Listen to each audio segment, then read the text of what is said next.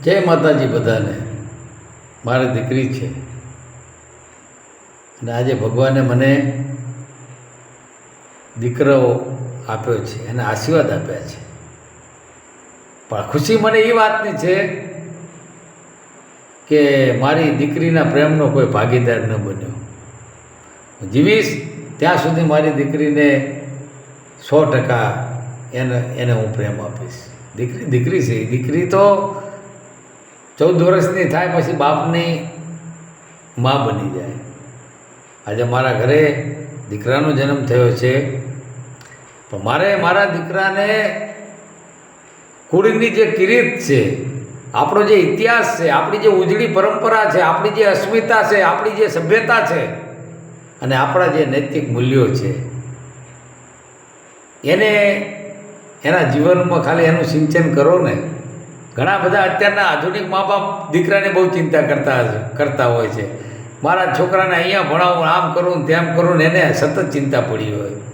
પણ તમે સાહેબ એને માના ધાવણના ઘૂંટણે ખાલી સંસ્કારોનું સિંચન કરો ને, તમારે કોઈ જાતની ક્યાંય ડરવાની જરૂર નથી.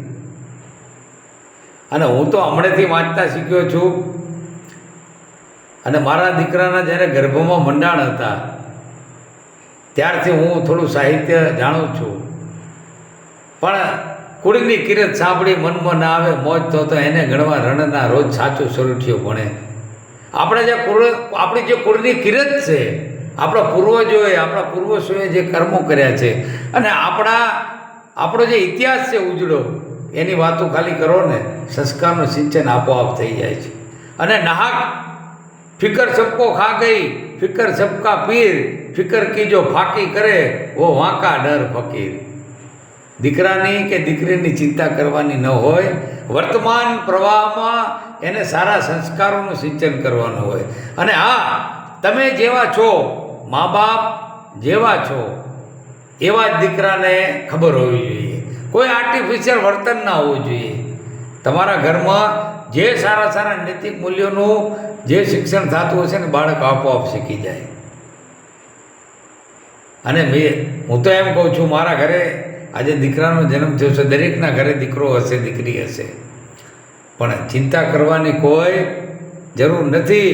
કારણ કે તમે તમારા ઘરનું જે વાતાવરણ હશે એ પ્રમાણે તમારો દીકરો થવાનો છે, એટલે તમારે ચિંતા કરવાની જરૂર નથી.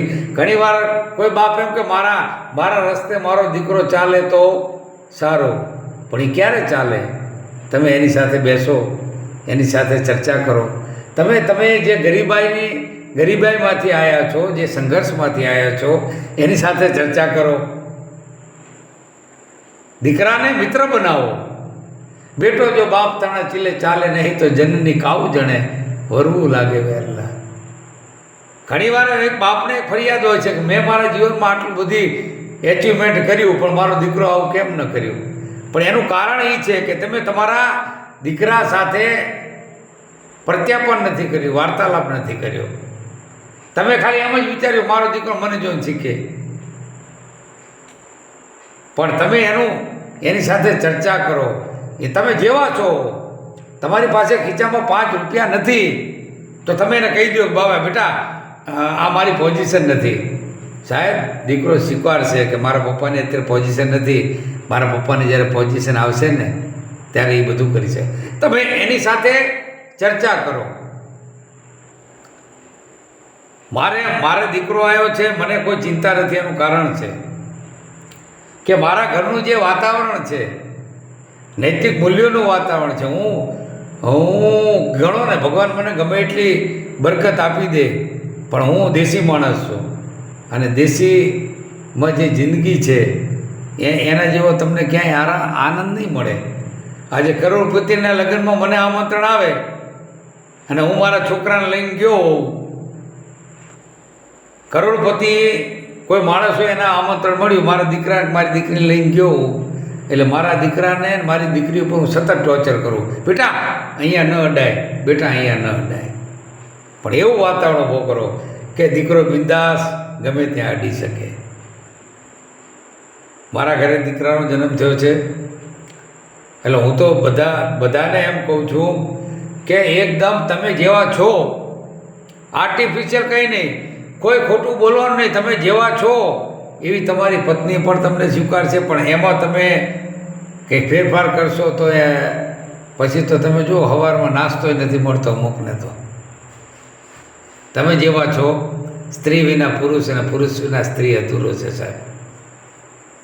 પણ તમારી જે વાસ્તવિકતા હોય, તમે જેવું જીવન જીવતા હોય એ તમારા બાળકોને તમે એની જાણ કરો. સાહેબ તમારે કોઈ જાતની ક્યાંય ચિંતા કરવાની જરૂર નથી.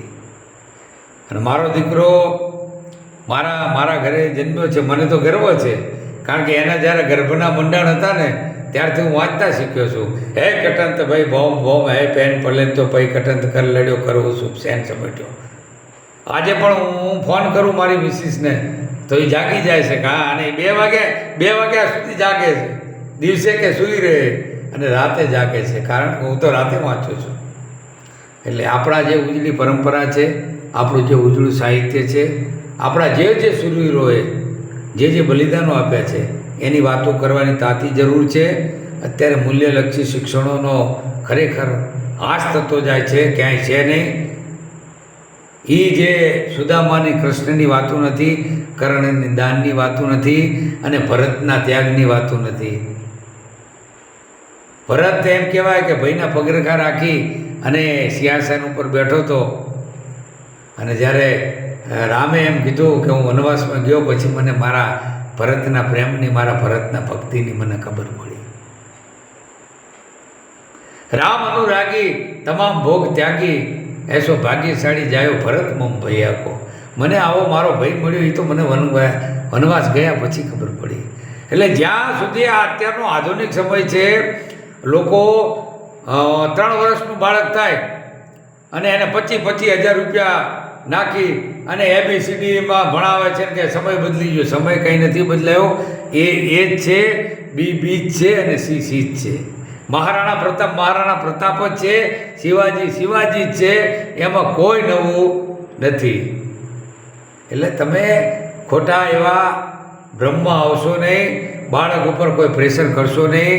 હું મારા બાળકોને પ્રેશર કરવાનો નથી, એને જે મજા આવે. પણ હા, આપણા ઘરનું જે વાતાવરણ હોય, આપણે સંસ્કૃતિ સાથે આપણી જે ઉજળી પરંપરા છે, આપણો જે સનાતન ધર્મ છે, આપણી જે ઋષિ પરંપરા છે, આપણો જે મા બાપનો સત્કાર છે, મા બાપનો સત્કાર કરવો, એને ગઈડપણમાં મદદ કરવી. હવે એમાં તો ઘણા વૃદ્ધાશ્રમ ચાલુ થઈ ગયા. એટલે સાચું જીવન એ છે. અને કાલે જે દુર્ઘટના ઘટી, એ માં વિચાર કરો કે એ માં પોતાના દીકરાને છોડી નથી શકતી, અને એ માને એમ કહેવાય કે વૃદ્ધાશ્રમમાં જવું પડે. આ ક્યાં પછી તમે ઇંગ્લિશ મીડિયમમાં ભણાવો કે તમે હાવર્ડ કે કઈ યુનિવર્સિટી અમેરિકાની ભણાવો, પણ નૈતિક મૂલ્યનું અને એ જમીનની જમીન સાથે જોડાયેલો રહે એવા સંસ્કારો આપજો. હું મારી દીકરી અને મારા દીકરાને એવા સંસ્કાર આપવાનો છું કે ઇતિહાસને તમે જેટલું છોકરાના મગજમાં જે સારી વાતો કરશો ને, તો તમારે એને કોઈ શીખવાડવાની જરૂર નથી. ABCD એ જ રહેવાનો છે. બી તમે 50 લાખની સ્કૂલમાં ભણાવશો ને તો એ ફોર એપલ જ થશે. કદાચ એ ફોર એરલાઇન કરશે કોક, ફેર કંઈ નહીં પડે. એટલે બિંદાસ રહ્યો, મોજ કરો, અને તમારા બાળકો સાથે તમે ટાઈમ સ્પેન્ડ કરો. અને તમારી પાસે કદાચ ખીચામાં રૂપિયા નથી ને, એ પણ તમારા દીકરાને કહો. તમારી જે પણ તમે શું કહેવાય કે પારદર્શક થઈ જાઓ. ખોટું તમે તમારું પોતાનું એવું નેચર ન બનાવો. જે વાસ્તવિકતા કહો, વાસ્તવિકતા જેટલી કહેશો ને એટલું તમારું ભવિષ્ય ઉજળું છે. મારી તો દરેકને આ વિનંતી છે કે બાળક આવે એના ભવિષ્યની કે એના શિક્ષણની તમારે ચિંતા કરવાની જરૂર નથી. એને તમે જે જીવન જીવીને આવ્યા છે ગામડામાંથી, પહેલાં આપણે એટલા સાયકલ લેવી હોય ને એ આપણે નહોતા લઈ શકતા, અને આજે આપણી પાસે બધું જ છે, પણ એ દીકરાને એટલા સાયકલ નથી લઈ શકતા. એની સાથે વાર્તાલાપ કરો, એની સાથે ચર્ચા કરો, અને એને તમારી સાથે રાખો, એની સાથે દરેક જાતની ચર્ચા કરો. સાહેબ, જીવનનું ફળ આ છે. એટલે મને મારો દીકરો મને તો ઘણા વર્ષ પછી આવ્યો પણ મને કોઈ ચિંતા નથી. કારણ એનું શું હોય કે મને એના ભવિષ્યની ખબર છે. કારણ કે મારા ઘરનું જે વાતાવરણ છે, હું જે પારદર્શક વ્યક્તિત્વ છું, અને કદાચ મારા ખીચામાં ક્યારેક રૂપિયા ન પણ હોય, પણ એ પણ કહેવાની મારી પત્નીમાં તૈયારી હોય.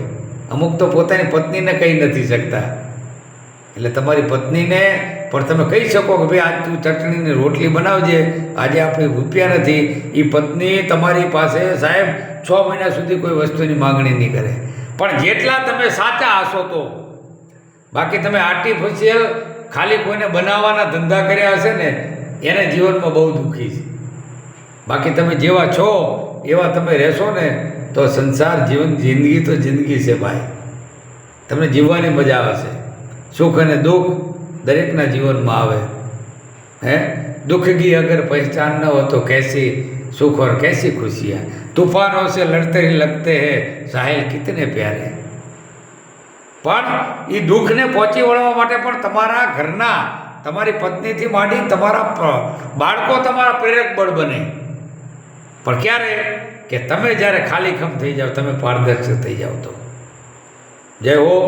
આમ તો ઘણી બધી વાતો કરવી છે, પણ મેન વસ્તુ આ છે કે લોકોની સાથે કે લોકો ફલાણી સ્કૂલ એ નહીં. તમે તમારા ઘરનું વાતાવરણ સુધારશો, તમે ઘરમાં ઇતિહાસની વાતો કરશો, ત્યાગની, સમર્પણ, બલિદાનની વાતો કરશો. તમારા દીકરાને ક્યાંય કોઈ સારી સ્કૂલમાં ભણાવવાની જરૂર નથી. એ ફોર એપલ જ થાય અને એ ફોર એરલાઇન્સ થાય. એ તમારો દીકરો ક્યાંય પાછો નહીં પડે. જય હો. જય માતાજી.